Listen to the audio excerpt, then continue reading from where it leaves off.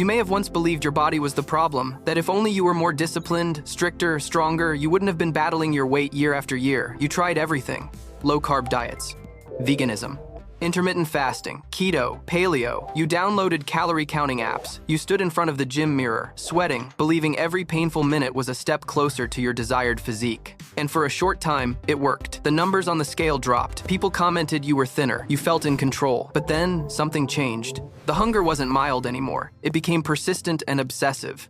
You thought about food more than before. You were more tired. Your sleep deteriorated. And then, whether you wanted to admit it or not, the weight came back. Sometimes even more than before. Science calls this diet failure. But that word failure shouldn't be for you. It should be for the way we've misunderstood human biology. Because your body isn't designed for constant weight loss. It's designed for survival. When you eat less than usual for an extended period, your body doesn't think you're dieting. It thinks you're living in a period of scarcity. And when scarcity occurs, every survival system is activated. Your metabolism slows down to conserve energy. The hormone ghrelin, the hunger hormone, increases as a biological alarm. The hormone leptin, signaling that you're full, decreases. Your brain begins to prioritize food above everything else. Your willpower has no chance of winning because you're fighting against millions of years of evolution. And then, there's a paradox that has scientists baffled. If the human body resists weight loss so strongly, why do some societies seem to struggle with this issue? Japan is a prime example. A modern, densely populated, high-pressure nation, yet its obesity rate is only around 4.5%. That's so low, it's almost incomparable to Western countries. Even more surprising is that the Japanese don't live the way we're often advised to. They don't diet. They eat white rice every day. They eat noodles. They eat junk food. They don't spend hours at the gym. Only a very small percentage of the population has gym memberships, and their genes aren't significantly different from those of Americans or Europeans. So what's going on here?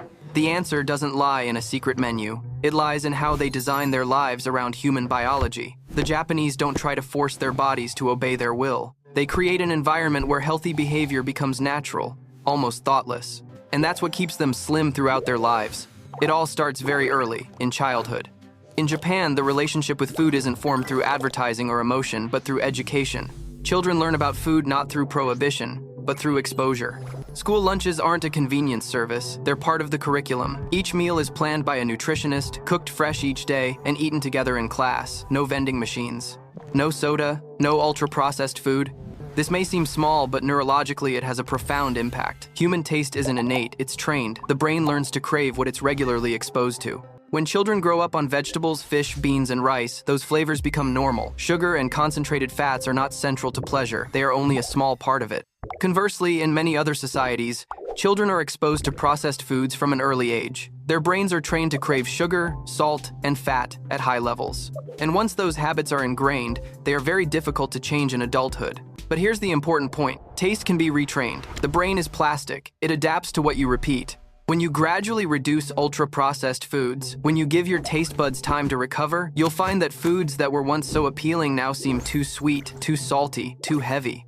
Not because you're forcing yourself, but because your nervous system has relearned how to perceive.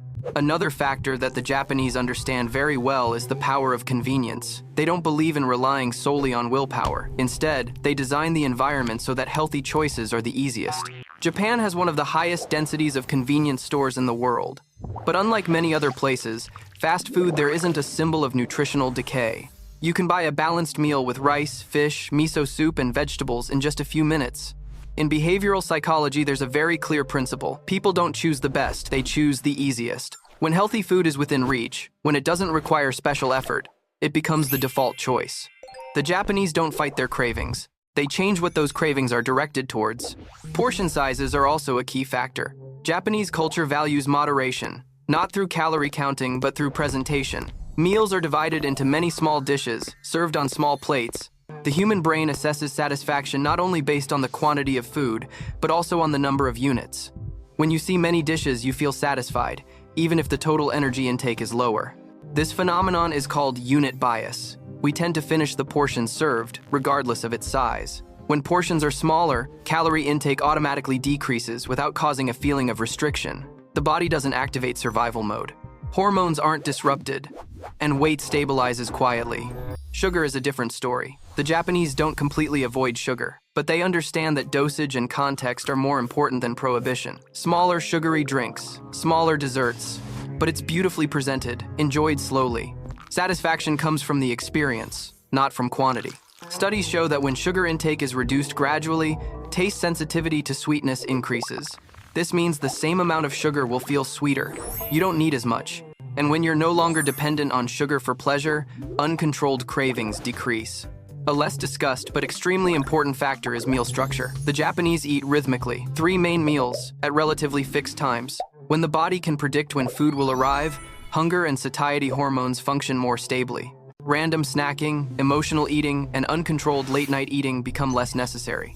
This regularity isn't flashy, but it creates a solid biological foundation. When the circadian rhythm is stable, the body doesn't need to store excess energy. Movement is also an integral part of life, but not in the way many people think. The Japanese don't exercise, they move. Walk to the train station, climb stairs, ride a bike. Small, repetitive movements throughout the day generate a significant amount of energy expenditure. Science calls this non-exercise thermogenesis. It doesn't cause stress, it doesn't trigger stress hormones, but it accumulates. And because it's part of life, it doesn't require special willpower. Eating habits are equally important. Eating slowly is almost natural in Japanese culture. Eating with chopsticks slows down the pace. The brain needs about 20 minutes to register satiety. When you eat slowly, you give this system time to process. You eat less but feel more full.